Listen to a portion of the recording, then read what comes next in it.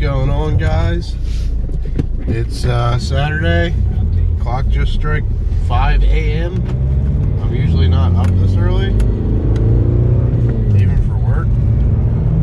But Brandy and I are headed down to a junkyard in Delaware to get some unicorn parts.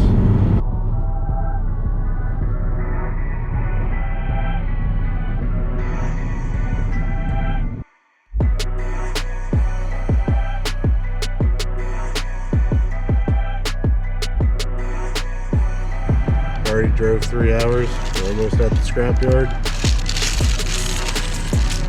I'm gonna eat this steak, egg, and cheese bagel first.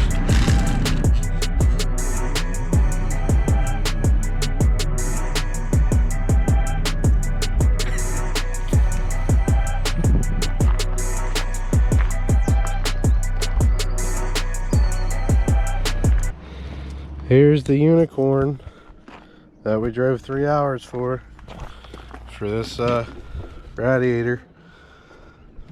There's a big old 8-cylinder. You ready to start pulling parts? Yeah.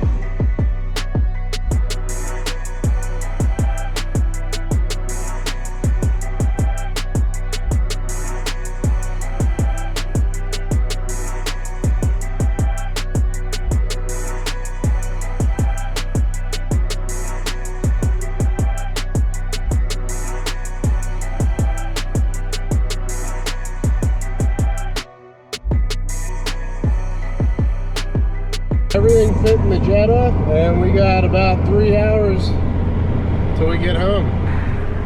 Success. I already feel like I've been up for like 48 hours walking through a desert. Yes. Amazing. My eyes are dry.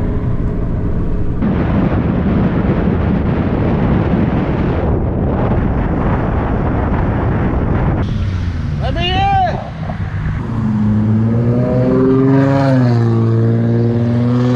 Well, that was a long day. I feel like I walked through the Sahara Desert for like 48 hours, but we're home, and here's the unicorn.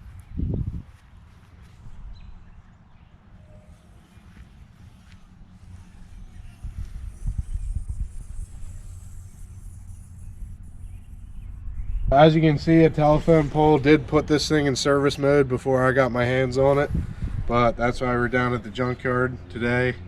We pulled pretty much the whole front end off that W8 in the junkyard. We got a new radiator core support, radiator core, evap, condenser. I tried to get most of the lines and stuff, like this oil cooler, the washer sprayers, because I'm not sure what all is going to be leaking and need replaced until I get this thing apart. The serpentine belt is all ripped up and pretty loose from when the rad fans got pushed into it. I think the tensioner shot, so we did get that. My goal for it right now, it's got a fuel leak I gotta fix, and then we can get it up to the top of the driveway, start removing this rad support, hopefully figure out why that belt's messed up. Like I said, I think it's just the tensioner, I'm hoping. And then probably the biggest thing we got to fix on this is where the bumper shocks mount and the rad support actually mounts. The frame got tweaked a little bit. The frame rails are still straight. They're just tweaked at the end. Like the very end is kind of dark in there. So I'm gonna try pulling them out first, but I did cut straight frame rails off that car at the junkyard. As you guys could see, they were missing. So worst comes to worst, I'll have to do some fabrication.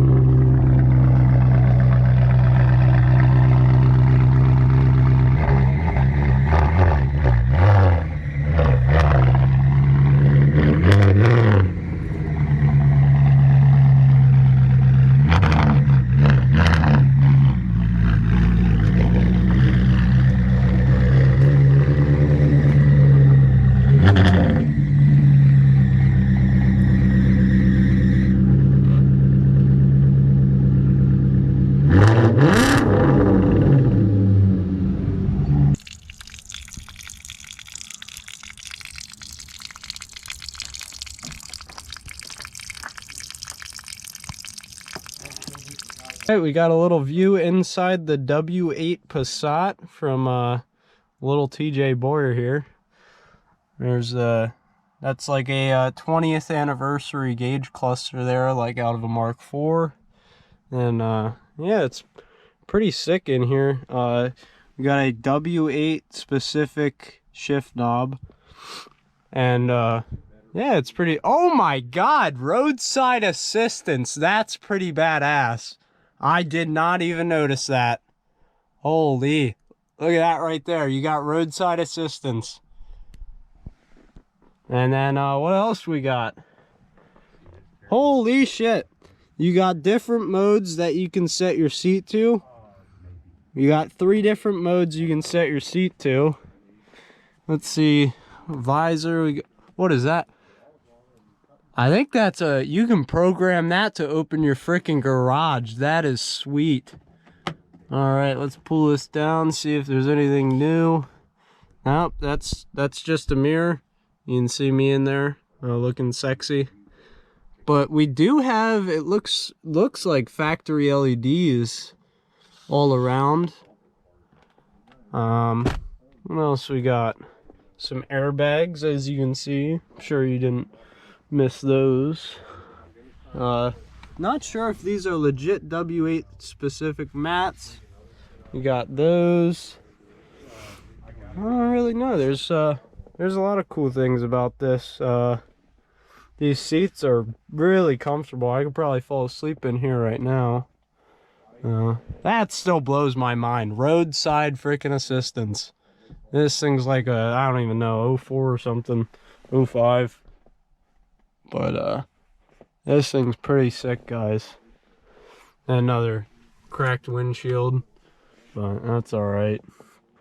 And we got a, I don't know if you can see that, we got 162,910 on the dash. Pretty sweet. We got most of the broken stuff out. We're gonna swap out this belt tensioner, because I believe that's our issue with the belt here. All the pulleys still look okay. Then we're gonna have to address these frame rails here. It's easier to see now, they're a little tweaked. We're gonna see if we can pull them out straight. If not, we got replacements.